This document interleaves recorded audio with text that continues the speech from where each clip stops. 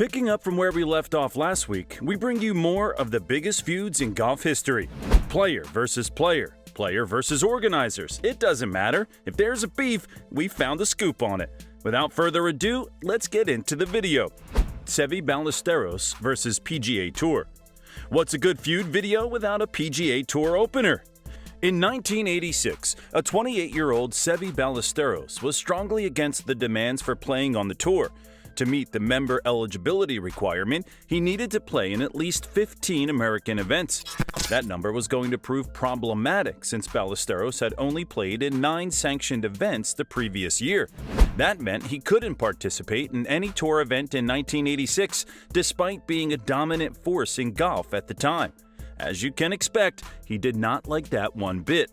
Ballesteros decided that the only way to resolve the issue quicker was by taking out the main figurehead. So he targeted then-Commissioner Dean Beman. The feud was officially born when Beman wasted no time with a clapback, revealing that Ballesteros was merely a victim of his own machinations, as it was the golfer who suggested the idea of the 15-tournament mark. And it was true. Ballesteros' amnesia came courtesy of the 15 events he played in 1984 that left him burned out. This was what caused him to change tune and try to shirk from the repercussions of his earlier idea. Unfortunately, his spat with the commissioner did him no favors, and he was eventually blacklisted from the tour in 1986. People half expected that both men would find a reasonable compromise that protected athletes but still kept eligibility requirements competitive, but that hardly happened. With Ballesteros out of the picture, Beman held fast to the 15-tournament rule to protect the field strength of PGA events. Tommy Bolt versus Eric Brown. What do you get when you pair a player nicknamed Thunder with one called the Fiery Scott? A recipe for disaster, no doubt. In 1957, Bolt and Brown faced off in the singles of the Ryder Cup. After some genius plays, Brown was ahead of the American by a 3-up lead. While most people would be happy to be leading the opposition by some margin, the Fiery Scott thought the game was rather drab because Bolt was intentionally playing slow. Never a man to contemplate potential consequences, Brown sent his caddy to fetch a chair. So, he teed off the rest of the match alternating between his seat and the course. That didn't stop the Scotsman from winning the bout, though. By the end of the match, Bolt came up to say he hadn't enjoyed the match. Brown made sure to tell the American his thoughts unfiltered, saying, "I don't suppose you did because even you knew when the games were drawn that you never had an earthly hope of beating me." Bolt took that about as well as a cup of poison because he fired at the English crowd soon afterwards, saying, "Individually they are pretty nice folks, but get them together and they are about as miserable a bunch of people as you could ever have the misfortune to run into in a supposedly civilized world." Oh, the Ryder Cup was way heated before the 80s. Sergio Garcia versus Nick Faldo. Here's Garcia again, because why not? In 2008, the Ryder Cup was still creating feuds like it was nobody's business. Nick Faldo captained the European team, leading them to their worst showing in 4 decades. The American team, on the other hand, ran riot at Valhalla. No one could have predicted how much the European circles were hit by the horrid performance, but it was more acute than anyone could have imagined. What followed next was some internal reflection and a shift in the requirements for selecting team captains. It was now going to be vice captains taking up the role after gaining enough experience rather than handing out the role to anyone with a Lifetime Achievement Award. It made sense that experience should trump individual brilliance. It was a team effort after all. But the feud didn't really kick off until 6 years later in 2014. During an appearance on the Golf Channel, Faldo responded to a comment about the European team's progress under Sergio Garcia, calling the Spaniard useless in Kentucky. If that wasn't out of the blue enough, Faldo doubled down in a later quote, saying Garcia lacked passion because he had just broken up with Greg Norman's daughter. Both men would engage in some back and forth at Glen Eagles, but it was hardly anything significant. But it was clear there was no love lost between the two.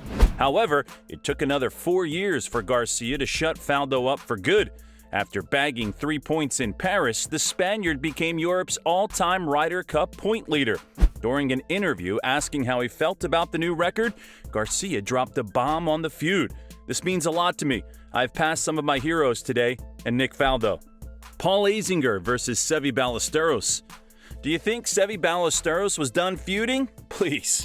Unlike other feuds, which were caused by opposing views, the Azinger-Ballesteros situation was more about both men being very much alike and getting at loggerheads due to shared passions. To prove that, you'll find that both men actually started out with some sort of pleasant relationship between them. They might not have been the best of friends, but there was a shared cordiality between them. Also, the beef did come to an end, and both respected each other and still do. So, what caused the beef in the first place? Well, we'll have to go back to the 1988 US Open for that one. This story was originally told by Kurt Sampson in his book War by the Shore. Ballesteros was a positive presence in the final round pairing for Azinger, encouraging the American to victory. A year later, in the 1989 Ryder Cup, Azinger got poison dropped in his ear by Curtis Strange, who told him to be wary of gamesmanship during his Sunday singles match with Ballesteros. As the game was underway, Ballesteros tried to switch out a scuffed ball on the second green, but Azinger refused, much to the Spaniard's surprise. Sampson quotes Ballesteros as saying, "Is this the way you want to play today?" That was the starting point of both men's relationship deteriorating.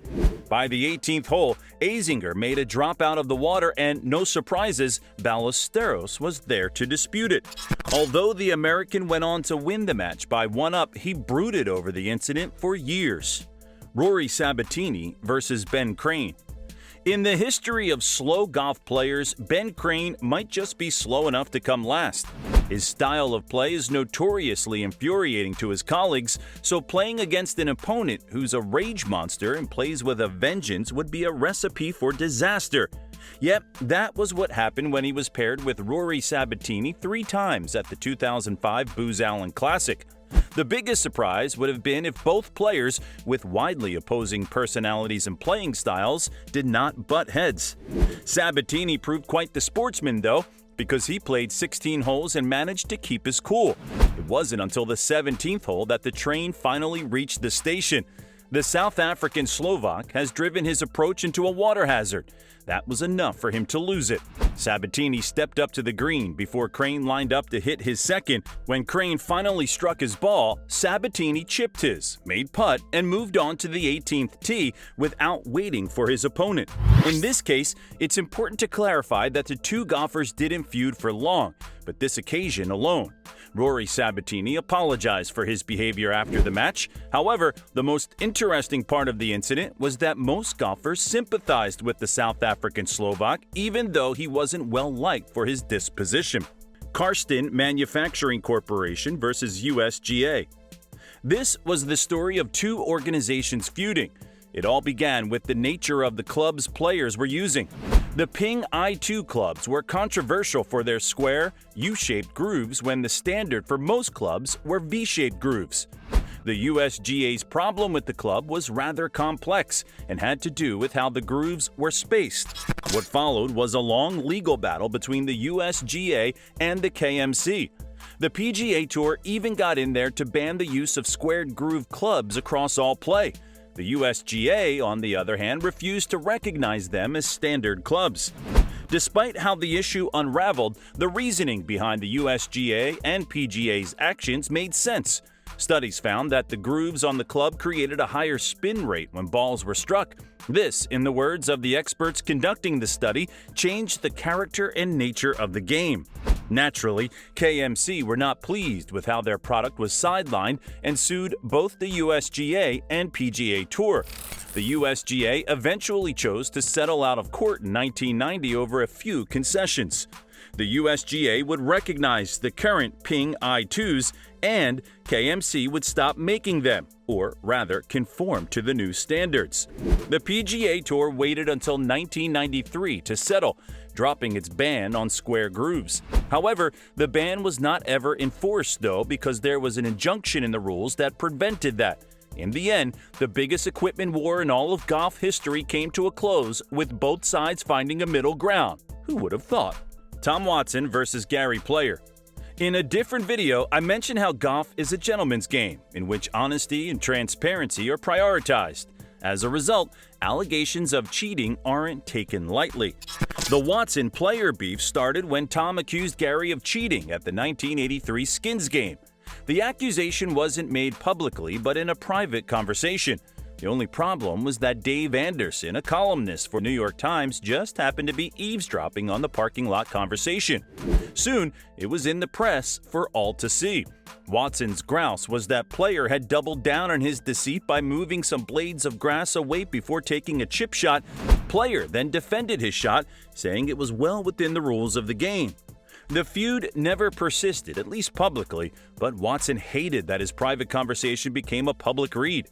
That brings us to the end of this series. What are your thoughts on these players and their feuds? Leave them in the comments. Thank you for watching this far. I'll catch you in the next one. Adios.